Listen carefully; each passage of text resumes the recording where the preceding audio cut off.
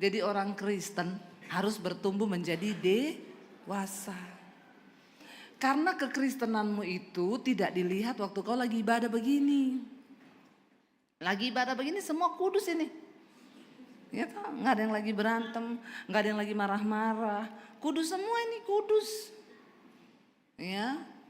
Kekristenanmu itu dinilai waktu kau keluar dari pintu gereja. Bagaimana hidupmu di rumah? Bagaimana rumah tanggamu? Bagaimana kehidupanmu di luar sana? Sekali lagi pelayanan kekristenan kita tidak bisa dilihat waktu kita berdiri di atas mimbar. Sekarang banyak orang berdiri di atas mimbar, dia turun, ya, dia bersinah, dia selingkuh, dia homo, tulang lunak. Ya, sekarang banyak jadi simpenan, ani-ani, nggak ada yang tahu. Tetapi kedewasaan rohani itu yang menilai Tuhan. Waktu hidup kita diubahkan, hidup kita ini menjadi berkat. Ya, saksi kita ini firman Tuhan berkata dalam kitab Ibrani. Ya, karena di sekeliling kita ini banyak saksi, karena itu tanggalkanlah semua beban dan dosa yang merintangi kita untuk berlomba dalam perlombaan iman yang diwajibkan bagi kita. Karena di sekeliling kita banyak saksi. Saksi hidup kita yang pertama siapa? Yang pertama kali melihat hidup kita siapa? Tuhan. Karena Alkitab berkata, mata Tuhan itu menjelajah ke seluruh bumi, melihat orang baik dan orang jahat. Untuk memberikan upah. Tuhan akan memberikan upah yang setimpal dengan perbuatannya.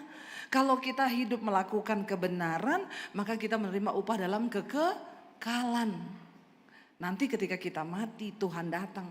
Tapi kalau kita hidup dalam daging, maka kita akan menerima upah kebinasaan.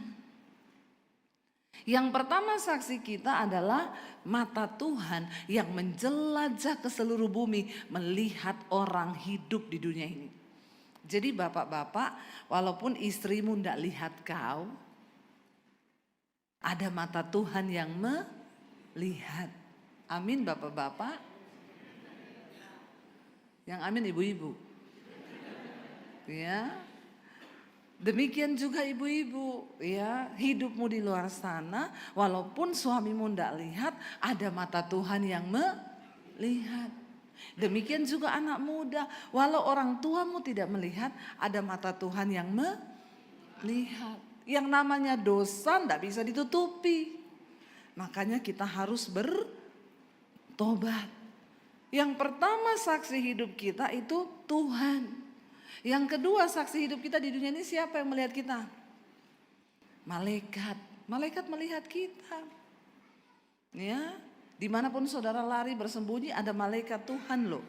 Ya, bukan cuma kodam yang mengikuti kau. Jangan percaya kodam, amin. Tidak ada itu kodam-kodam itu. Ya, karena malaikat Tuhan yang mengikuti kita bukan kodam. Ya, ada yang percaya, bu katanya kodam saya Nyi Roro Kidul. Ya, sekarang ada aplikasi loh yang lihat-lihat kodam. Kita percaya malaikat itu melihat kita Bapak Ibu. Ya, jadi mau lari kemanapun tidak bisa karena malaikat itu melihat kita. Yang ketiga saksi hidup kita siapa? Saksi kita yang ketiga siapa? Manusia. Ya, istrimu itu saksi hidupmu, suami itu saksi hidupmu, anak-anak itu saksi hidupmu. Ya, makanya mau sehebat apapun hidup kita di luar, jangan lupa ada keluarga yang menyaksikan hidup kita di rumah. Ya, saya berkhotbah begini percuma kalau anak saya nonton, mami kalau khotbah katanya begini-begini padahal di rumah mulutnya maki-maki, ngapain? Ya, bohong semuanya, pencitraan semuanya. Yang terakhir saksi kita di hidup ini siapa? Setan. Setan bisa lihat kita. Walaupun kita tidak bisa lihat setan. Tapi ada orang yang bisa lihat setan. Di sini ada enggak? Ada yang bisa lihat setan di sini? Enggak ada ya? Ada loh orang tuh sedikit-sedikit lihat setan. Ada pendoa bilang sama saya gini, Bu, di rumah saya ada setan. Padahal pendoa ini. Kenapa ibu tahu? Iya, saya kalau malam mau ambil air minum di belakang, setannya duduk di sofa saya di ruang tamu. Oh iya, ngeri banget Bu, iya. Terus dulu sih saya takut Bu, tapi sekarang enggak. Sekarang saya kalau lihat saya bilang, permisi. Saya enggak ganggu kau loh. Aneh ya, saya tanya, jadi ibu sertifikat rumah ibu itu atas nama ibu atau setan? Kenapa ibu yang permisi sama setannya? Saya mau tanya saudara, kita ini kalau orang beriman, orang percaya, kira-kira setan betah nggak tinggal di rumah kita? Nah kalau ada setan betah tinggal di rumah kita, berarti kita ini satu roh sama? Berarti temennya? Aneh yo, pendoa syafaat di rumah ada setan. Iya, setan tuh enggak betah tinggal dengan orang benar. Makanya saya kalau di rumah cari yang ada.